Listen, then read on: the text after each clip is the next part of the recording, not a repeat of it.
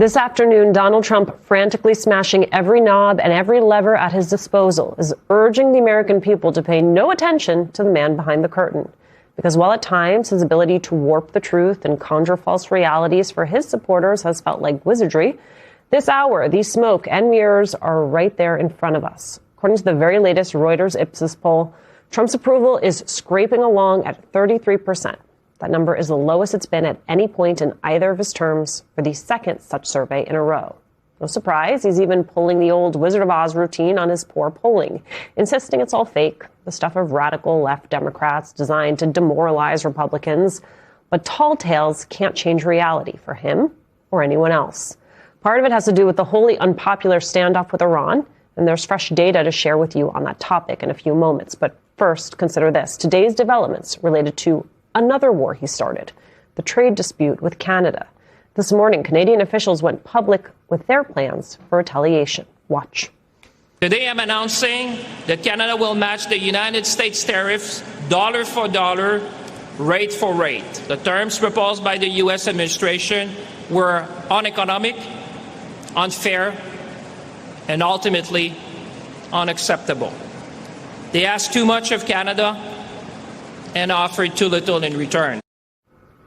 On the central dynamic in this broadening and unwanted conflict, David Frum writes, quote, "Against Canada, Trump is fighting a trade war that very few Americans support, under leadership that most Americans reject, to achieve results that virtually all Americans would dismiss as pointless, if not crazy. Quote, against Trump, Canadians are fighting a trade war that the great majority support, under leadership that commands broad assent to defend their independence and self-respect. That's a war that even the weaker side can win, especially if it needs to hold on only a few months longer to survive."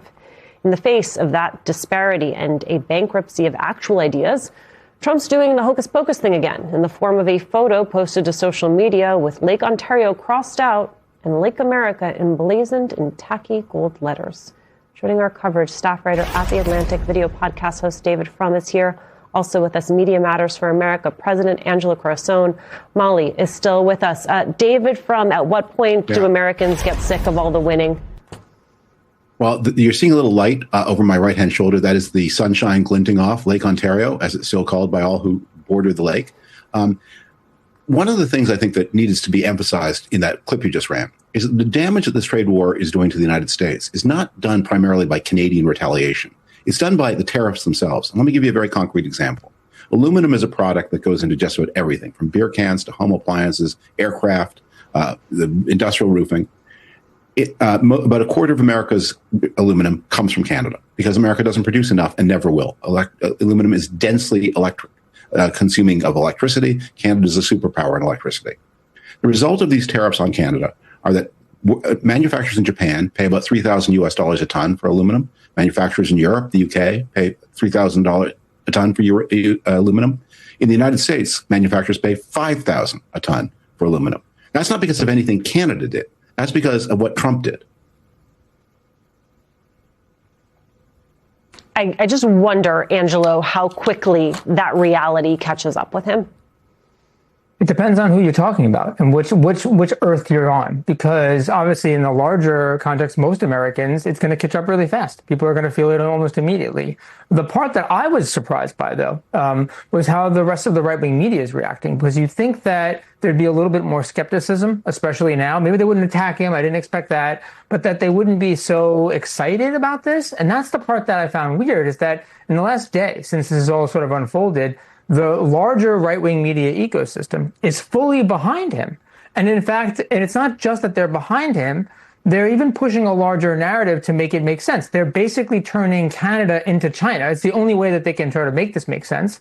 And that's been a big argument that they've been pushing. And so I think in that ecosystem, in the big part of the diehards, they're actually going to get further separated from reality. Any of the pain they feel, they'll attribute it to something else or just mentally block it out. Obviously, the rest of us, as you sort of talked about in the polls leading in, those numbers are going to get worse for him. But he'll still have his backstop. I want you to take a listen. Alex Tabbitt, our colleague, spoke to a Trump voter in Iowa who I think can give you a sense of the way that this is all trickling down. Take a listen. As a mother, what is it like living with these economic conditions? It's hard. It makes me feel like I'm a horrible mother sometimes because I'm stressing about what I'm going to do, or do I have enough money to put gas in, or do I need to buy eggs and milk for my child, or do I need to not go to work every day to make that money because gas prices are so expensive. And then we're always told, this is going to change, or I'm going to make this better, or we're going to make this better. But where's it at? We're not seeing it at all. Molly, so much of policy can feel amorphous, but that, what she just described right there, that feels real. She can feel it every day in her life, and that drives voters to the polls. Yeah. And remember, all of the gas prices, it's not a mystery how this happened, right? Trump went to war with Iran. They closed the strait, as everyone said they would, and gas prices went up. I mean, this is not rocket science. And in fact, he spent he spent a lot of time talking about how the war was over and then gas prices went down and the war's back on, So he really showed that he was actually the reason this was happening.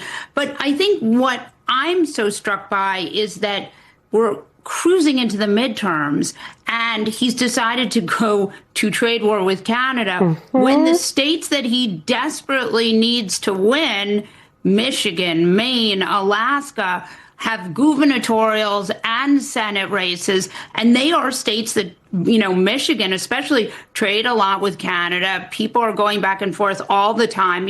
If ever there were a ill-timed trade war, this would be it. And the other thing which I think is really worth mentioning is the whole point of tariffs is to onshore manufacturing. It's to get things to be built in this country. And we know now, because we're almost 2 years into these trade wars, that it isn't working. So then what are we doing? If it's not onshoring manufacturing, then why are you putting on the tariffs? And that I don't understand.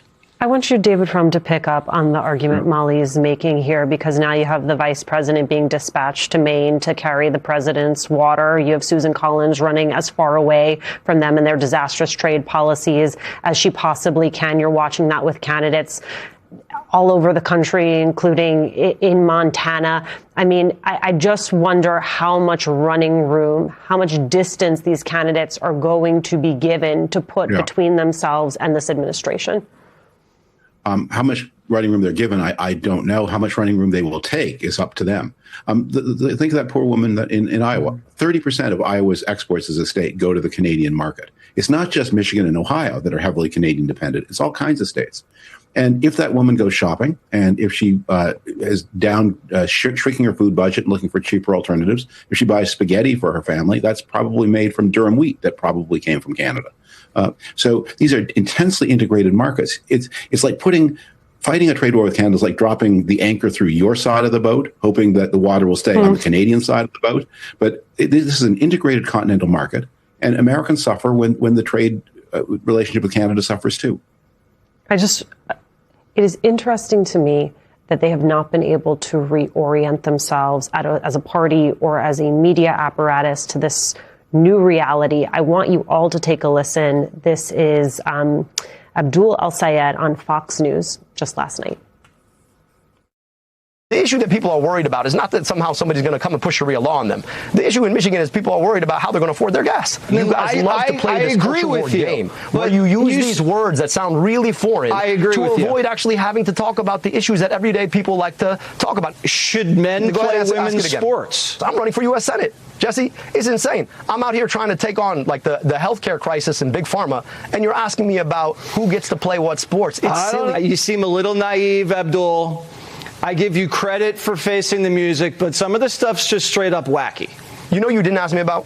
What? We got a president of the United States who cares more about the drapes in a ballroom that shouldn't be built than he cares about the war he just got us into, or that he cares about the affordability crisis. That seems to me to be a little bit wacky.